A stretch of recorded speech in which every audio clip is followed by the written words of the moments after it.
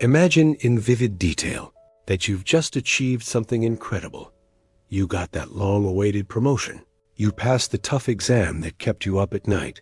You outperformed everyone else on your team. What's your first thought? Probably something like, I'm a genius. I deserve this because of my effort. It was only a matter of time before my talent shone. You feel on top of the world, in full control of your destiny. Now flip the scene completely.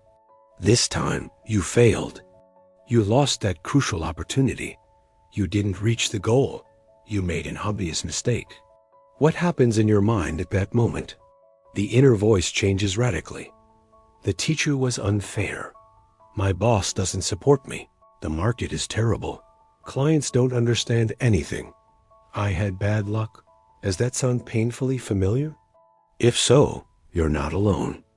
What you just experienced is the self-serving bias in action, one of the most powerful and universal psychological traps that distort the way we see ourselves.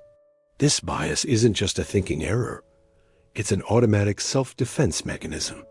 It works like a carnival mirror. When the reflection is flattering and bright, we believe it's 100% real, the pure result of our innate abilities. But when the image is dark and distorted, we quickly blame the mirrors, the lighting, anything but ourselves. And here's the shocking part. Even if we know about it, almost no one escapes it. Even people who pride themselves on being rational and objective fall into this trap again and again without realizing it. Think about everyday life. It's so common it becomes invisible. In school, if someone passes an exam, they proudly say, I studied hard, I worked for it. I'm disciplined and smart. But if they fail, the exam was poorly designed, the teacher is biased, the questions were unfair. In sports, if a team wins, the story is, we trained hard, we played brilliantly, our talent won the game. If they lose, the referee robbed us, the field was in terrible condition, the rival played dirty. In work and money, if sales rise, the salesperson thinks, my technique is unstoppable. If they fall, the product is weak, marketing was poor, the economy is down. If we make money on an investment, we were visionaries. If we lose it, it was an unpredictable market. In relationships, when things work, we take the credit. I'm a communicative and caring partner. When they fail, we blame the other. They didn't understand me. They were too demanding. They didn't try enough. The self-serving bias is like an invisible bodyguard for our ego. Its main job is not to seek truth, but to keep our self-esteem intact at all costs. It protects us from the painful blow of realizing we may not be as talented, as smart, or as competent as we like to believe. Taking full responsibility for failure hurts deeply. It threatens our identity. On the other hand, claiming success gives us a dopamine rush, feeds our ego, and makes us feel powerful and in control. But here's the controversial part. While this bias protects you in the short term, in the long run it sabotages you. It makes you less trustworthy, less realistic, and believe it or not, less likable. Think about that person you know who is never wrong, who always has a perfect excuse, someone else to blame. How do you perceive them? Sooner or later, people notice the pattern. They label them as arrogant, unable to admit mistakes, unable to learn, and worst of all, unwilling to take responsibility. The cost is real.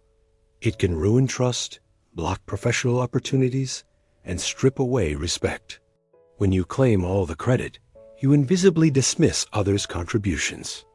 What if that promotion wasn't just about your brilliance, but also because a colleague covered for you, or because the market suddenly boomed? By not acknowledging it, you damage team morale and breed resentment. Now take this logic to a larger scale. Think about social media. How many times do you see influencers bragging about their success as if it were entirely their own? The new car, the trip, the professional milestone. Rarely do they mention family support, initial financial help, the team behind the scenes, or simply the luck of being in the right place at the right time. And when things go wrong, those same people point fingers everywhere. The algorithm, the haters, unfair competition, never at themselves. This dynamic isn't just individual, it drives politics. Can you imagine a politician saying, "We won thanks to my brilliant leadership"? We hear it every day. But have you ever heard one admit sincerely, "We lost because my campaign was bad, I failed to connect with voters, and I made poor decisions"? Almost never. The self-serving bias doesn't just live in you and me. It shapes speeches, marketing campaigns, toxic corporate cultures, and even arguments for war. A nation can see itself as the hero in every situation, while painting others as irredeemable villains. And here comes the big debate: what's better? To protect our self-esteem at all costs, even if that means living in a comfortable but false illusion? Or to face the harsh and sometimes painful truth that we are not always the flawless heroes of our story? On one side, evolutionary psychologists argue that this bias was adaptive. Without this ego shield, our ancestors might have been paralyzed by anxiety and depression. On the other, advocates of personal growth argue that only by recognizing our failures and mistakes with honesty can we find true growth, intellectual humility, and authentic resilience. The good news is that the first step to disarming this bias is simply being aware of it. It's not about self-blame or taking all the guilt. It's about finding a more balanced, fair perspective. Next time something significant happens, whether a success or a failure, pause and ask yourself, in success, what external factors contributed? Help from others? A favorable circumstance? A stroke of luck? This doesn't take away your merit. It contextualizes it. It makes you more humble and grateful. In failure, what part was my responsibility? What could I have done differently? What can I learn for next time? This isn't about guilt, it's about power. Because if others are always to blame, you remain a passive spectator. If you accept your part, you regain control. In the end, this bias is not just a quirky mental trick. It reflects how hard it is for us, as humans, to accept reality in all its complexity.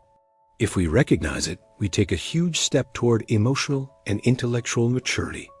We can learn to be fairer in our judgments, more humble in our victories, and braver in our defeats. In short, more human. If we ignore it, we risk living trapped in the illusion that we are always right, a bubble that, while comfortable, is fragile and lonely. Now I want to hear your opinion. Do you think it's better to protect our self-esteem with these mental tricks, especially in such a competitive world? Or is the path to a fuller life facing the truth, no matter how painful it is?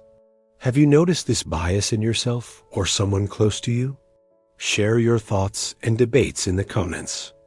And if this topic made you reflect and you think it could help others face themselves with honesty, don't forget to like the video, subscribe, and hit the notification bell. Also, tell me what other cognitive biases or psychology topics you'd like us to explore together. Until next time, remember, the mind is a fascinating labyrinth, and together we can find the way out.